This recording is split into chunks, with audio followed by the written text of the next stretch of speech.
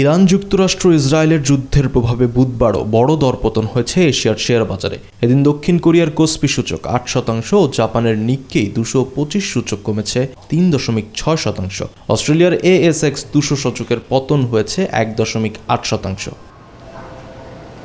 পুঁজিবাজারের পাশাপাশি অস্থিরতা বেড়েছে জ্বালানি তেলের বাজারেও। হরমুজ প্রণালীতে ইরানের হুমকির পর জাহাজ চলাচল প্রায় বন্ধ হয়ে গেছে। বিশ্বের ১/৫ তেল সরবরাহ হয় এই নৌপথ দিয়ে। এর প্রভাবে প্রায় ০.৭% বেড়েছে ব্রেন্ট ক্রুডের দাম। বিকাশ পেমেন্টে ১০,০০০ টাকার বেশি অফার। শপিং চলছে তো। মধ্যপ্রাচ্যের এই সংকট সবচেয়ে বেশি বিপদে ফেলেছে জাপান ও দক্ষিণ কোরিয়ার মতো রপ্তানি নির্ভর দেশগুলোকে। ভূরাজনৈতিক অস্থিরতায় আন্তর্জাতিক জাহাজ চলাচল ঝুঁকিতে পড়ায় এসব দেশের সামগ্রিক অর্থনীতি এখন বড় ধরনের হুমকির মুখে। Desk report, news 24।